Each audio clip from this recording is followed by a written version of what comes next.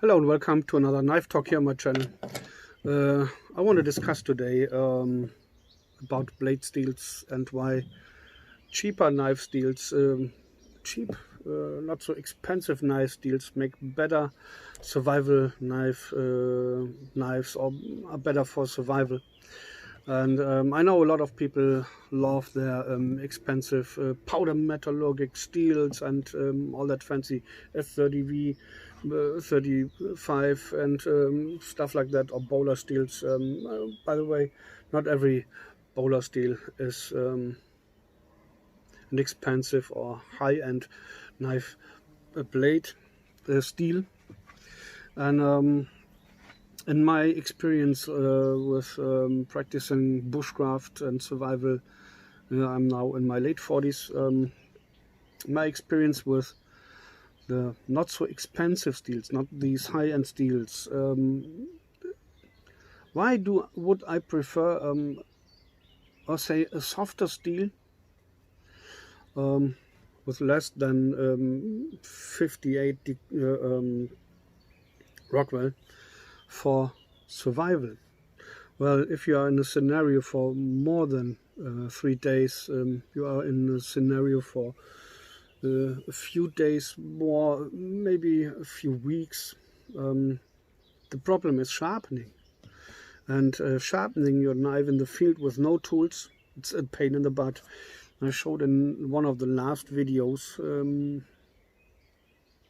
maybe I released this video before sharpening this knife with the Smith knife sharpener.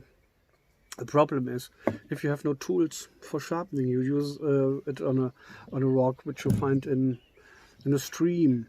But if you cannot find a rock in the stream, try to sharpen your knife on an island.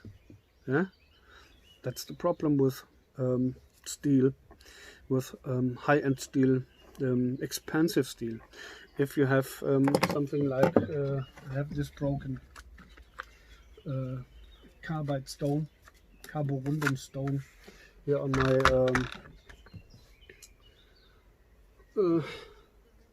Ontario machete.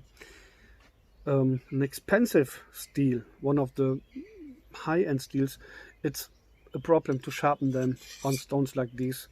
You would sharpen for days, yeah. But if you have a steel like 440C or 420, maybe 420 high carbon, easier to sharpen, yeah.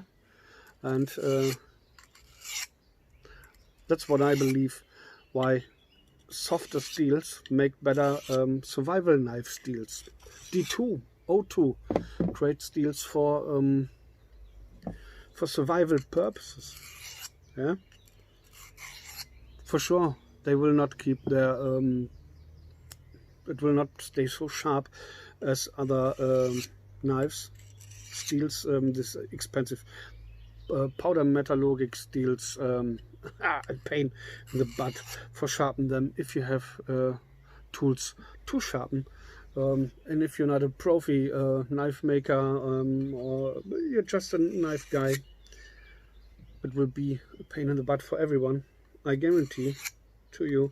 And if you are lost in the wilderness, I guarantee you're really screwed with these expensive knife steels. That's what I believe. Yeah? If you say I always have my expensive knife sharpener with me, I trust you.